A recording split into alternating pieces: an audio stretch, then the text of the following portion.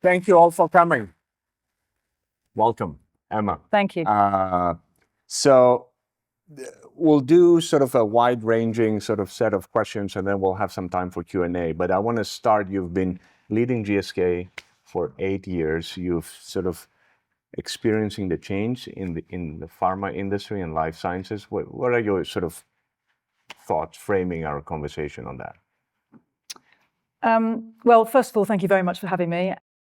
It's hard to think of an industry that is more exciting and important than healthcare. Maybe education stands alongside it, but we are really in a golden age of advances in our understanding of human biology, but also concurrently with that, and the magic is when the two come together, these great leaps forward in technology. I think 1/3 of the world's data is somehow related to healthcare, so you can imagine how the two together can start to unlock the necessary and extraordinarily important improvement in productivity in R&D, which is fundamentally the biggest challenge of our sector, because it takes decades, costs billions, and 90% of it doesn't work. And yet, because of these great recent advances, whether it's in genetics or genomics or new platform technologies like mRNA or oligonucleotides or cell and gene therapy with all the discoveries of CRISPR, we're seeing new solutions being brought to previously intractable diseases. Whether you can suddenly develop a vaccine in 2 years in the peak of a global pandemic, or go for super precision targeting in new oncology medicines. So all of that is incredibly exciting and offers wonderful promise. The challenge is, and for business, whatever sector you're in now, is a multi-stakeholder world. But I don't think there's anywhere that's more true than in healthcare. And the challenge is that despite all of these advances, half of the world doesn't have access to the healthcare that they need. 2 billion people don't have access to the specific medicines and vaccines that they need. And that's not just a challenge in the developing world.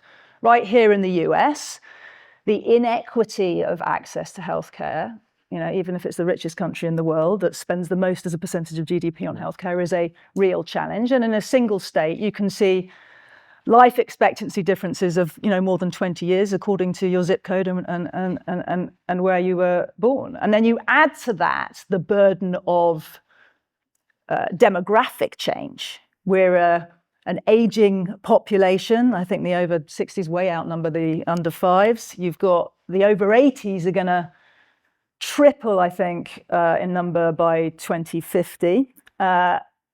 Costs are accelerating. The actual healthcare systems are creaking at the edges. They're under-resourced in terms of staff and capacity. Certainly in my country, which has got one of the few universal healthcare systems, they've just got to go through a new 10-year plan to try and get to better outcomes as well as sustained access. And there are still so many diseases we just don't have solutions to yet. 1 in 5 of us gets cancers. There are great leaps forward, but many of those are, really a bad day when you get diagnosed. Infectious diseases are still spreading and accelerating, particularly in the developing world. 1 in 3 of us, probably not top of your worries at the moment, but you or the person sat either side of you is going to be dealing with dementia, and we don't really have big solutions to that. And haven't even started on the burden of mental health that has just surged forward as a big challenge. So, it's a story of both hope and ambition and extraordinary responsibility and opportunity, and yet inequity. And we have to find a way of bending the demand curve around healthcare, because comorbidities are also surging. All the statistics on obesity. We've extended our lifespan, but not our health span, and that is making it all really expensive. So the question, I think more and more for all of us in the industry, is can we harness the promise of our understanding of biology, the promise of the capability of technology, and with both new kinds of innovation and new policy, try and get ahead of a disease at an earlier stage to prevent it before it starts, or intervene to keep people out of hospital and keep people well for longer and keep, the costs of healthcare down, but the outcomes improving in a way that's fair for all people. Okay, you mentioned, we're going to return programmatically. We mentioned R&D, you mentioned technology, you mentioned personalized medicine, equity or inequity in healthcare, and the last thing is preventive medicine, which is a topic that our now president and CEO of our medical campus has been talking to me constantly. And we're in a business school, so I want to, and you also mentioned business, the business of healthcare. So I want us to sort of unpack a little bit this issue of preventive medicine and the business models for healthcare. And I'm going to make the sort of the simplest and a little bit caricature of an observation that we have a healthcare system that is rewarded or it gets paid when we get sick. Yeah. And we now have the capability of getting people less sick, but we're not incentivized, at least some of us, depending on where we sit, to actually make that prevalent. So, let's start talking about that a little bit. Well, I think there are two big topics in there. One is the urgent need to pivot healthcare everywhere to make it sustainable towards more of a preventative agenda. And the second one, which is a mega topic, is the model of healthcare, particularly in this country, and frankly, the incentive system for all stakeholders, whether that's payers, providers, innovators, that is still keeping it, I think, both in outcomes and in cost, suboptimal. But it's a really difficult topic. So, and many people work on it very hard. In terms of prevention, let's just start off with the very simple fact that it is better for everybody to stop a disease before it starts. It's better for the patient. It's better for, frankly, economic productivity and participation in the workforce, but also reducing the cost of healthcare. It reduced the burdens on overstretched hospitals. There is no better return on investment in healthcare than vaccination, apart from clean water. And we're seeing great advances, by the way, in technology. It used to be that vaccines was just something you had when you were a baby, or maybe when you had to tick the box when you were coming into college. Now everybody understands the opportunity in adult vaccination, where our immune systems are starting to weaken when we get older. We saw that through COVID. Last year, we introduced the world's first RSV vaccine, which is another seasonal virus. And there's all sorts of excitement coming through in, frankly, therapeutic vaccines, including oncology vaccines as well. And yet the misinformation around vaccination is a real problem. And 11 states in America have got lower vaccine rates now than they did pre-COVID because of the politicization of that.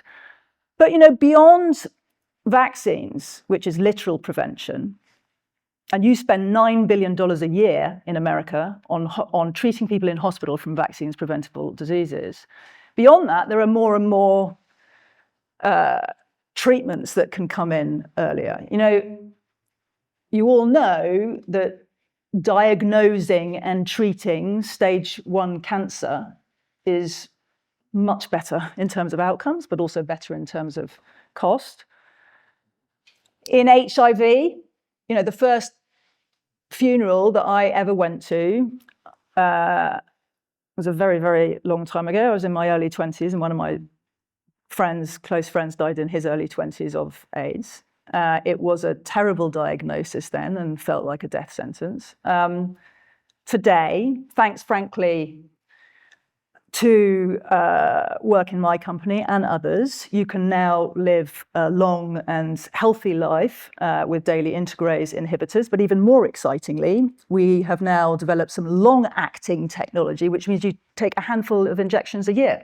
They can prevent infection, but also keep you well if you're already carrying the virus. And there are many other examples. We're working on big projects in Hep B, which is a horrible disease that affects 250 million people in the world. and is one of the precursors of this, if it's left to continue to liver cancer, but you can now potentially get in earlier to prevent that. So there are so many, and these are just examples from one company. There are so many ways we could get in earlier. It's only 5% of the global healthcare spend goes on prevention, and yet the G20 lose $1 trillion a year of productivity because of non-participation in the workforce. So this just really needs a pivot in policy, and frankly, even getting further back than getting in earlier with vaccines and drugs, but further back into the socio-determinants of health, which we know are a big issue in the community.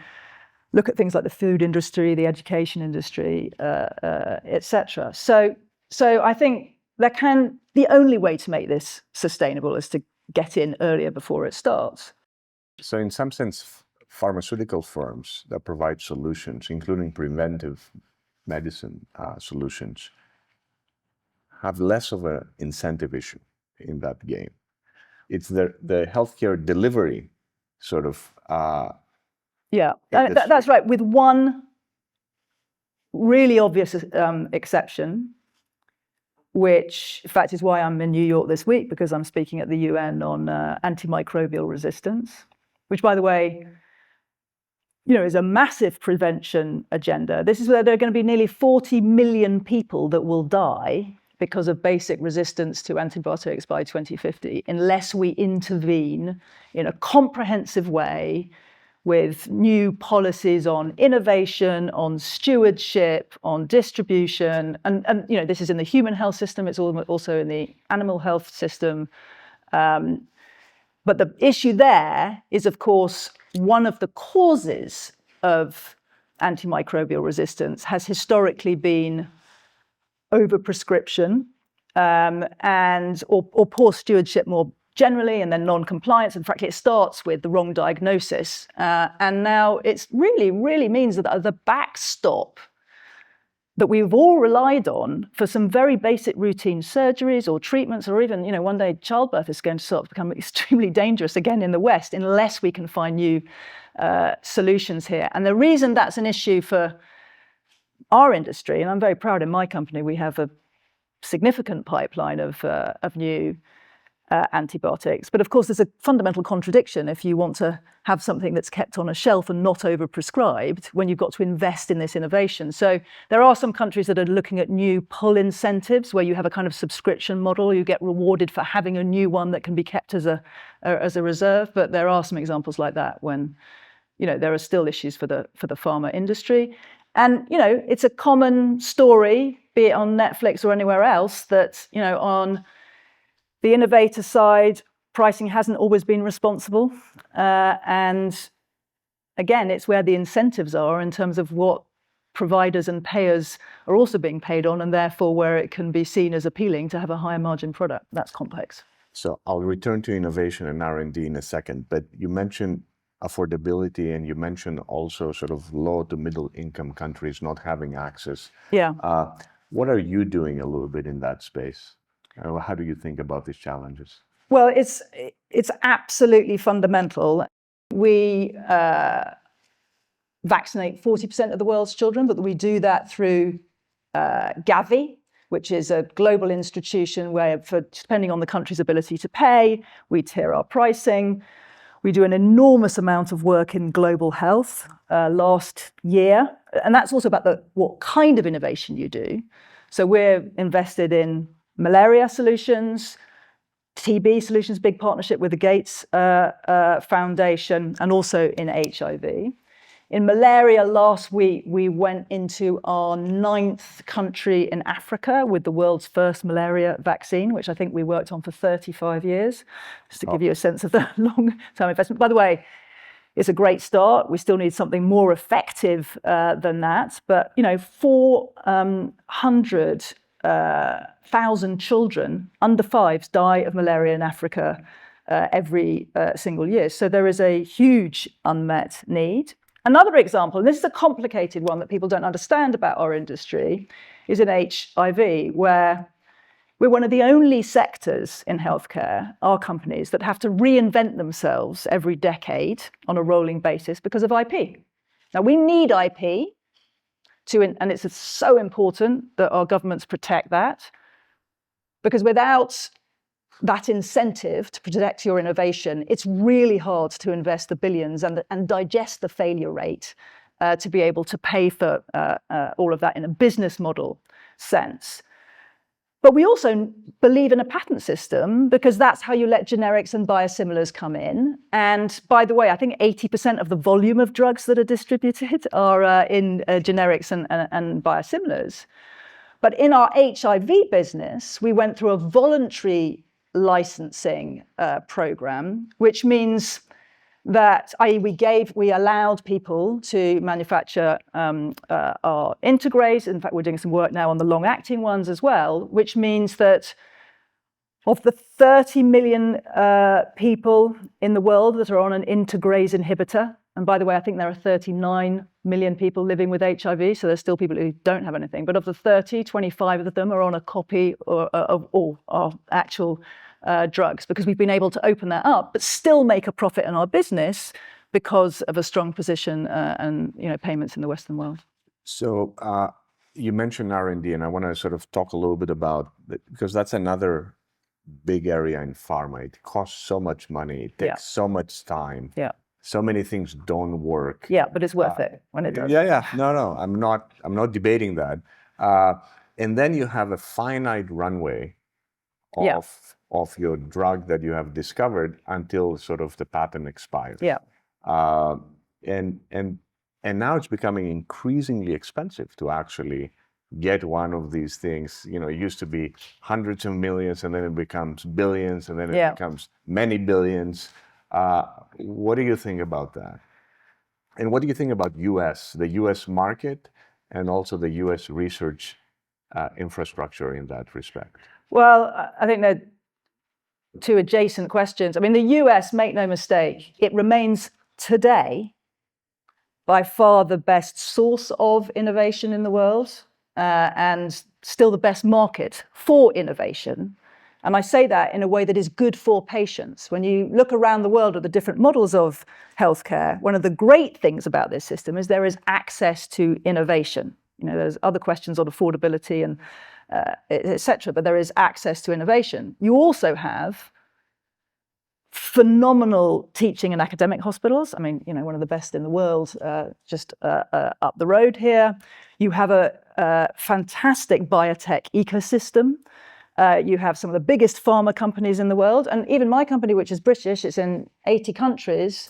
The UK is 2.5% of my sales. The US is over 50. So, and this is where we put factories, where we have our labs, where we do a lot of our business development. I mean, half of the sector's pipeline is done through business development, i.e. we're talking, and that can be at very early preclinical stages in partnerships with acquiring. And then there's a lot of BD. I mean, I think I've done 16 deals, in the last couple of years. So, and that's not talking about the preclinical stuff. So it's a huge part of how we look at the pipeline. And I think it's really important that the US continues to incent innovation, reward it, and recognize how important the policies that keep supporting that and value it for its contribution to the economies and society that healthcare deeply is. It's an economic issue as well as a human issue. It's absolutely fundamental. It is extremely expensive. It is very high risk, and it takes a long time. But this is where the promise of AI starts to come in. Because all companies are looking at the productivity of their organization, costs, back office, what we do with our sales teams, what we do with our call centers, how we do our marketing, how we get much better at our forecasting and frankly run our factories in a much more efficient way. Those are, I think, going to be table stakes. The super excitement for me, and I come at this, with the perspective as the CEO of GSK, but a bit of also from being on the board of Microsoft, is, when you see the promise of growth and innovation that can come from this technology, it's extraordinary. And every step of R&D, whether it be the the identification of the right biological target in the human body, which is frankly the thing that we get wrong most, and then you're off track for a while through the whole process. But that is incredibly hard, and a new ability to process data, to screen at a record pace, to see things that even the most brilliant scientists can't see is unbelievably exciting. Then you get into molecule design itself, and there's all this work that's been going on protein folding and how we can look at that. These things are all, it's not a sort of thing that happens in order. You have to be doing it in an iterative basis. You then add to that the patient phenotyping and genotyping that combined with the molecule and looking at the target can then help you identify a subgroup of patients for whom the probability of success is going to be much stronger and faster. So we do that when we're looking at 3D organoid models in cancer to be super precise in silico rather than having to do it all in the lab. And then lastly, and I'll stop, is the bit that costs an absolute fortune and comes right at the end is the trials. And if you can start to design the trials in a way that is much more precise to these biomarkers and you've got the target right in the first place, the probability of success goes up. And then you start to and you get faster. I mean, we accelerated our RSV trial by 2 years by tracking with AI where infections were spreading around the world. So you could stand up the sites regardless, because it's a seasonal disease, but depending where you were geographically. And that allowed us then also to predict when we could unlock the trials, and we accelerated it by 2 years. And that's also what happened through COVID for a lot of people. So huge promise, I think, to improve the productivity of our R&D. So I'm talking to a group on Friday morning, and one of the talking points is that the big 5 tech firms in the United States are putting $200 billion of CapEx this year. And there are not that many companies that can actually afford to compete for infrastructure, compete for talent. So I'm curious, do you partner with technology firms? Do you try to build in-house AI capability? How do you approach it from a company that's not their core competency, but they view it as necessary in order to sort of succeed in the future? Yeah, well, I mean, at GSK, we say the purpose of the company is to combine science, technology, and talent to get ahead of disease together. So tech, we do see as being a core competency. We think of it in platform technologies, which are both in our labs and in our factories, but also in terms of everything that is to do with data. But I think, like most big corporates, we invest, I'd rather buy off the shelf all the stuff that is productivity and cost-based and, as I said, sort of, table stakes for how to be efficient. When we're in our R&D organization, we do have some secret projects going on that I won't get into any more details on. And I'm not trying to, there's absolutely no point. I mean, there are countries that can't compete with the amount of CapEx that's going down on infra. What matters is what you lay on above that in the stacks.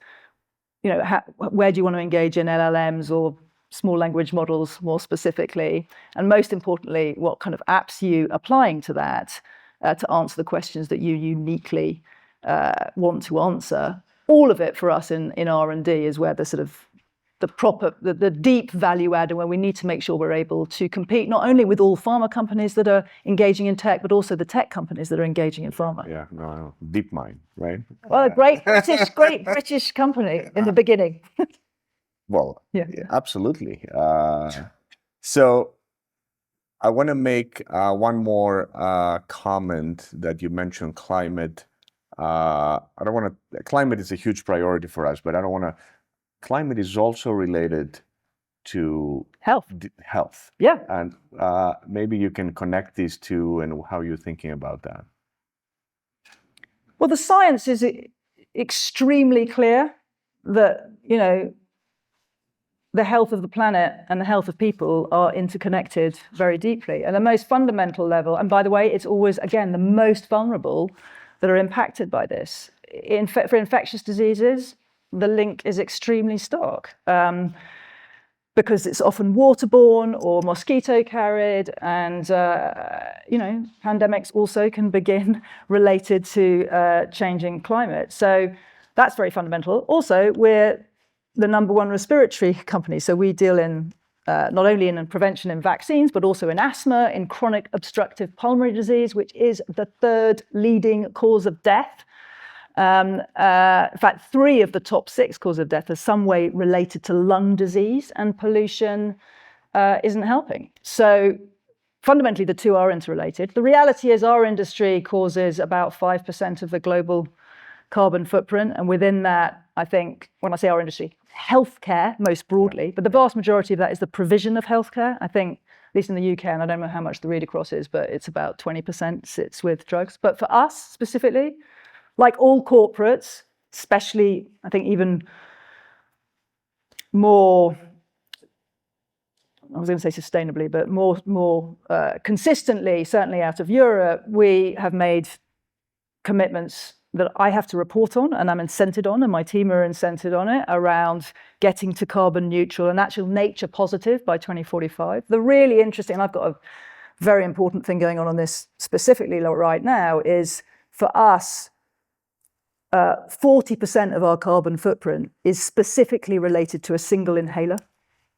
And it's really complicated because this is an inhaler that's very low cost. It's used by hundreds of millions of people, actually. And it's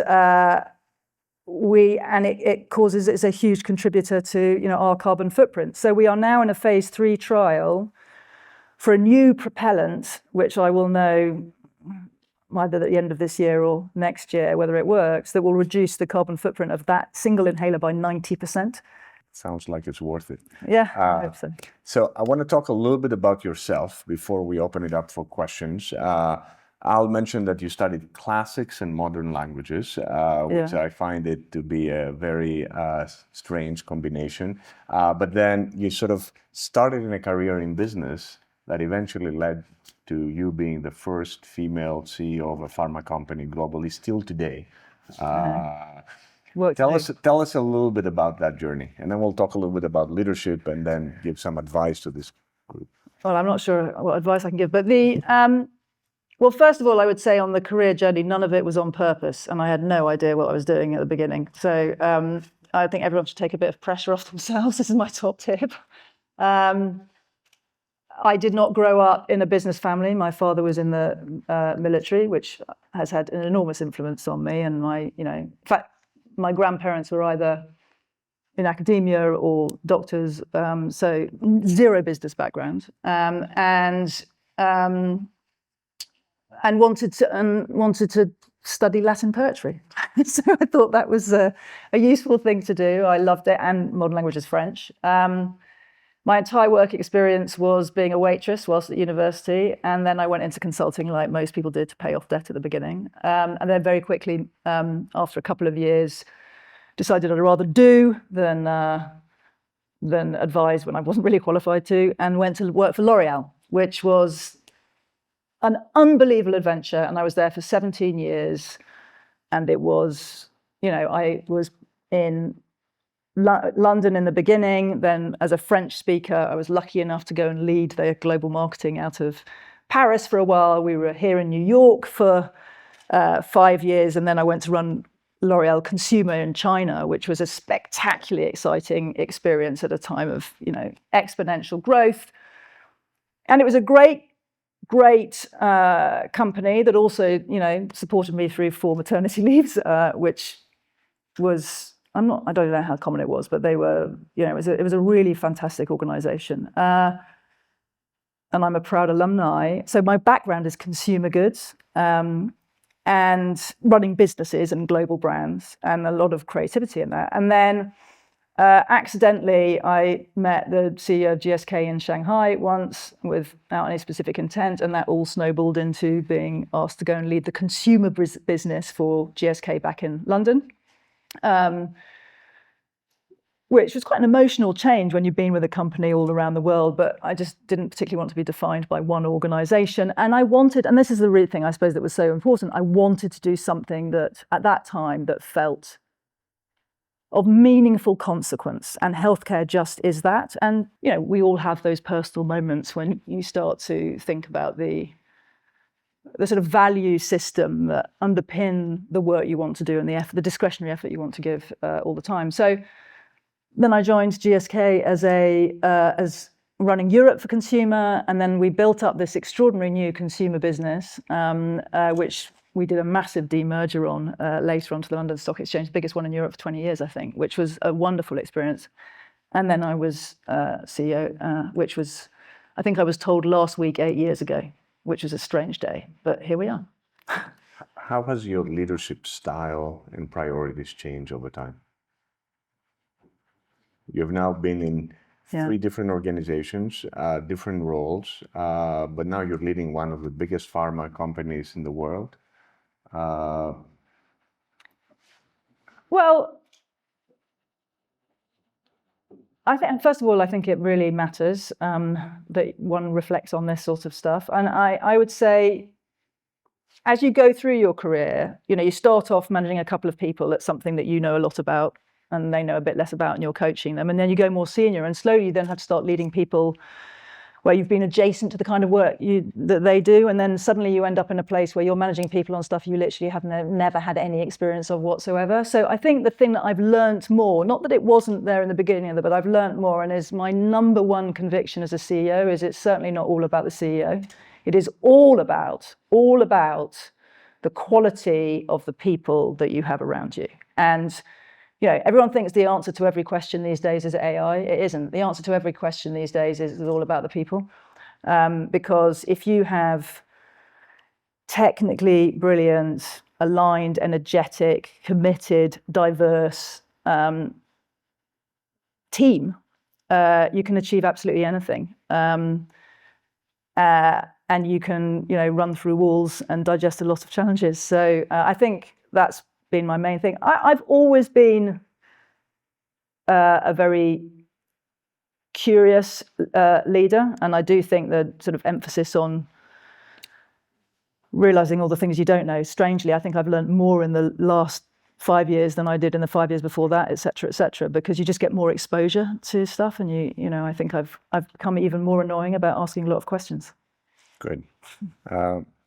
Academia, being a very strange industry, is the only industry that allows you to go and lead without ever managing anyone. But let's not talk about that. So you mentioned curiosity. Before we open it up to our wonderful group here, all of these inspiring business leaders, what type of advice would you give them early on in their careers?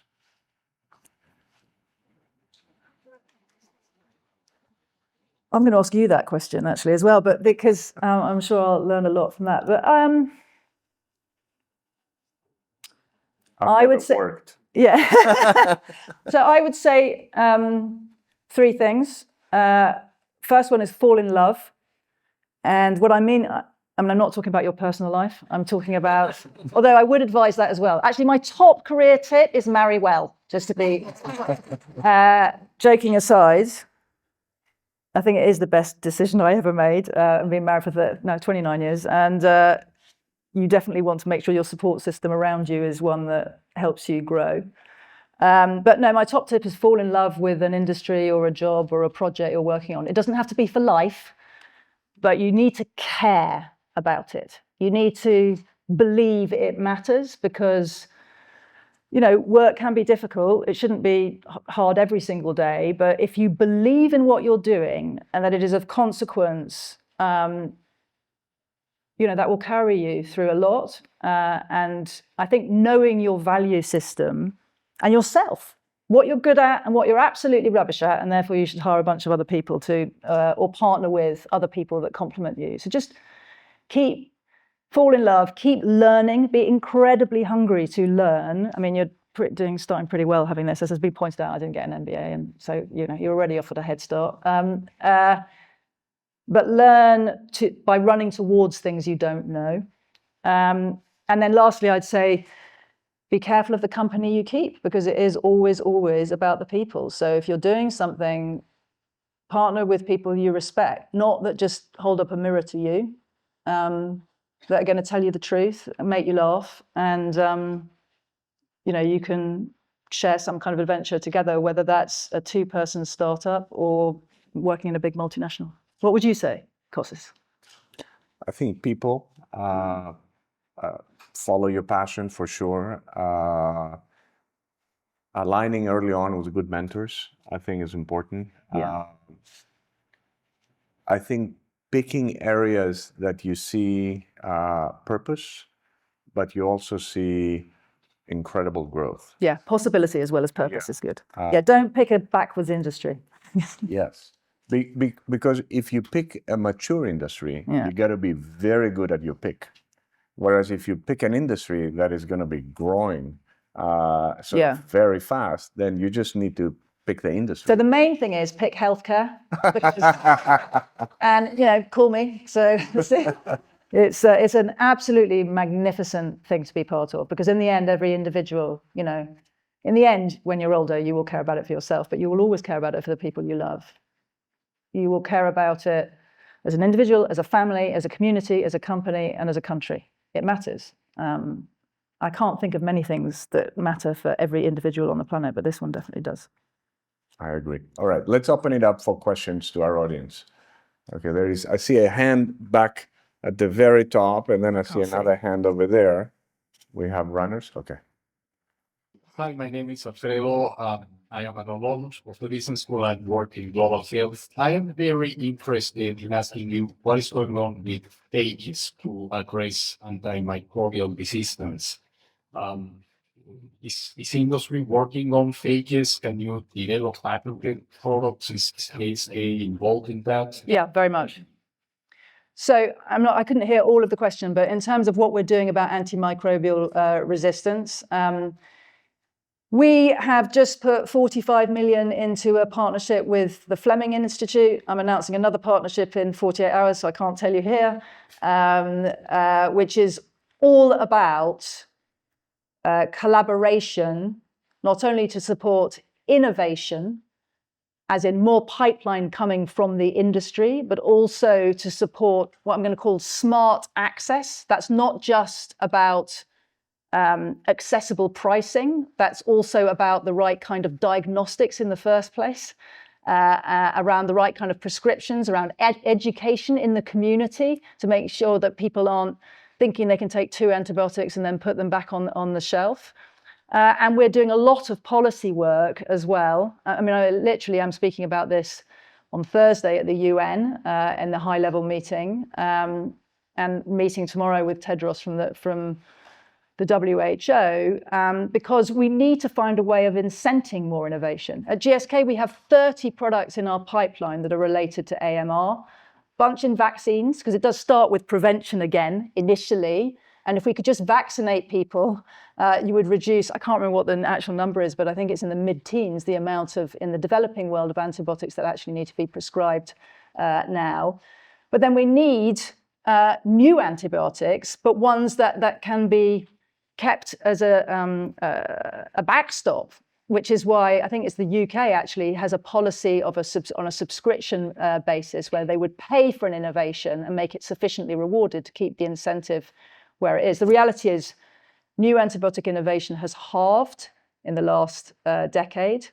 And if we don't do something about this, the studies show 39 million people will die by 2050, and that will take 2 years of global life expectancy. It is a very, very serious threat, but it's something that feels, preventing a future pandemic is something that's hard to keep on everybody's radar. But it's fantastic that it's the main theme for the high-level meeting at the UN this week. There's a question over there.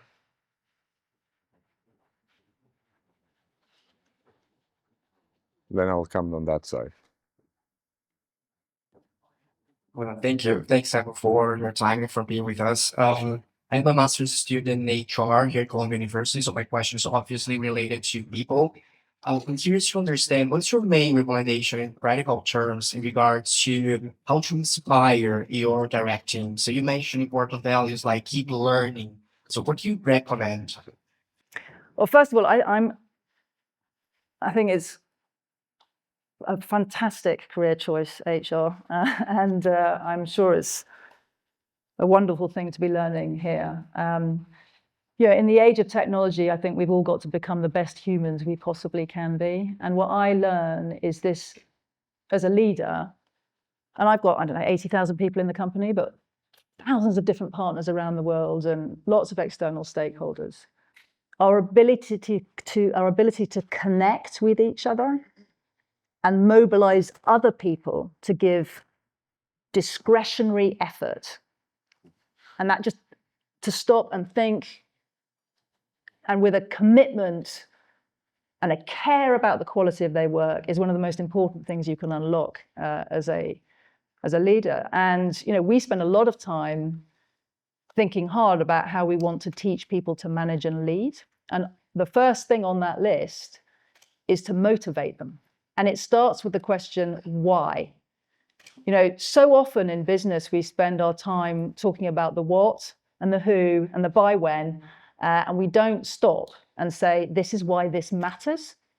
And one of the things that I've learned both by doing, major mergers of different businesses when I was building up the consumer business, you're bringing two different companies together, or massive structural transformation in GSK, which I did when we came in over the last few years, is you've got to explain to people, wherever they are in the company, how they fit into the bigger vision and purpose of the company.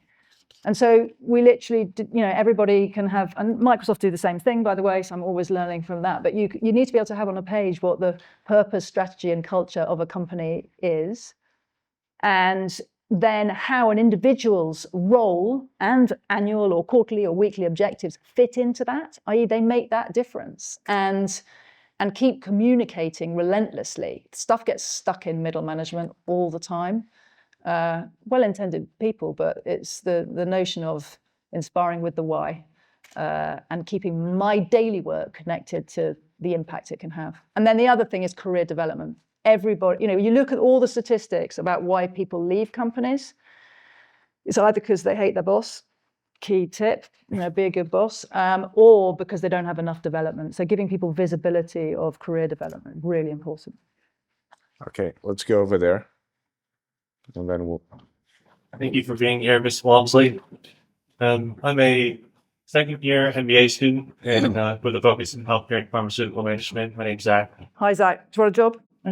Yeah, maybe. Let's talk about it. I'm curious, you mentioned GSK's pipeline, you mentioned different investments. I'm curious about the process GSK takes in prioritization of those disease areas and how you can really gain consensus from such a big corporation and so much white space and different opportunities. What's that process kind of like? It's super hard, but there is a process underneath it.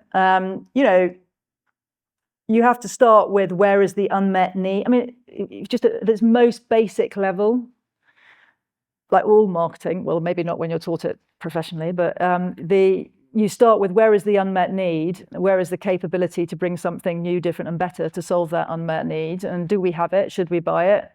How can we do relatively versus others with it? The slight challenge in this industry is the science doesn't always follow, its instructions. So you have to have a much more fluid view of, how the science is coming through, and that means. One of the unlike in consumer goods, where you can have a reasonable model forward of your pipeline, we are constantly modeling the risk of about, at the moment, 70 different assets on a 10-year outlook, as well as the competitive context as well. So it's always live. You have to do a combination of following the science and deploying your own capabilities, I'd say, would be the answer. But it's one of the most complex things in the industry. Frank? Yes, hi. The issue of incentives for innovation has come up a few times. Yeah. And I wanted to ask you about your views of a couple of policy-making bodies, in particular the National Health Service in Britain. Yeah. Do you think that they're providing appropriate incentives for innovation, and also your view about the Inflation Reduction Act and negotiating prices with our companies? Sure. Well, two great questions. So the NHS has just had a major review done by Lord Darzi in the UK. which basically highlights that it's a system in crisis. And I think most people would say that that is an accurate description if you're living there, in terms of waiting lists, in terms of outcomes and quality of care, in terms of access to innovation and new drugs. It lags a long way behind and doesn't always value that. The good news is the new government has laid out a 10-year plan for the NHS. By the way, that's the first time, I think certainly in my adult life, that we've seen a government lay out a long-term view rather than on annual budgets of change. And I'd love to see more of that. And it's going to be based on 3 simple things, which we super applaud. The first one is more preventative health, which is frankly a sine qua non. The second one is the use and deployment of technology. I talked a lot about AI in drug discovery and development. Actually, where AI is going to help is the access for, and improvements in care delivery, because everyone gets a doctor in their pocket. You know, certainly for general practice medicine, there's just going to be a huge improvement in access there, and then all the work it can do in radiology, et cetera. And then the third thing is move people out of hospitals and into more community care, whether that's for mental or physical health. So I think, look, I have a personal belief that access to healthcare is, you know, pretty much a human right. So, but all models around the world have their challenges and issues, and the UK ones come under huge pressure. But certainly in terms of incentives for innovation, that's been a problem. That's definitely been a problem. Here in the US, fantastic market for innovation, not universally available to everybody. I think, you know, the challenges of the US healthcare system are too lazily shorthanded to being drug pricing. The cost of branded drugs in the total system is about 7%. Obviously, the generics are added to that, but even if they were free, it would still be a, you know, high-cost health system, and obviously no one's suggesting that. I think the IRA has some really good things. For example, removing the copay on vaccines. So that's fantastic to allow seniors to get access. It's a really good thing that the capping out-of-pocket payments, because that's so hard for people when they both can't see how much they're going to have to pay for their drugs. And, you know, again, it's always the most vulnerable that are exposed.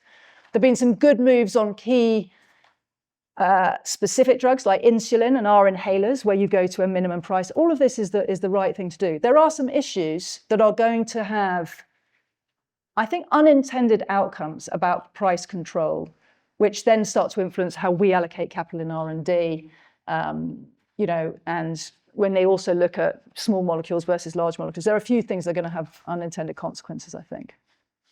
Okay, last question over there.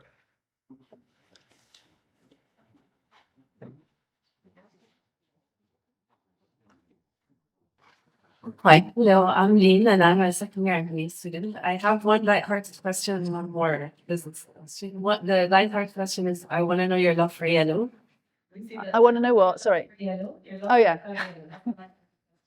So why is that? And then second is related to the balance between promoting public health and achieving profitability, especially with the increasing popularity of natural medicine like Ayurveda and other natural medications. I'm sorry, I don't hear very well, so I can't hear them. Keep going. Okay. My second question is related to the balance between promoting public health and achieving profitability, especially with the rise of natural medicines like Ayurveda, which emphasize prevention over medication. So how is GSK really, you know, addressing that big trend of natural medicine? Also, we see that with the rise of the symptoms post-COVID and all of the post-symptoms post the COVID vaccines. Yeah. Well, look, there's still an enormous, I think there's space for all of these different systems, traditional Chinese medicine, Ayurveda. That's not where we operate. And there's still so much unmet need in the world that we, you know, stick with the work that we're doing. But I think for different people, it can be, and different cultures, it can be incredibly important. I do think there's an insight in it that we've got to learn and be more sensitive to, and is to be more of a consumer-focused industry, because it's an industry that often works business to business with with payers and providers, in the end, it's people who are using our products. And so if we want to have more access in the community and keep people out of hospital, we need to have products that tread lightly on their lives, don't require a 4-hour drive and a 5-hour infusion, but ideally can be something that's more off the shelf, or even distributed through, your local caring pharmacy, etc. So I just, in the lens of trying to be more connected to the reality of people's lives, that's very, very important. And I have a different selection of enthusiasms around colour. I spent my early career, when I was often the only woman walking in the room, worrying about which kind of dark suit I was going to wear just to fit in. And then I got over it. And you have to just be yourself and enjoy that along the way. Okay, thank you everyone for coming. Thank you, Emma, so much. You're welcome. Nice doing.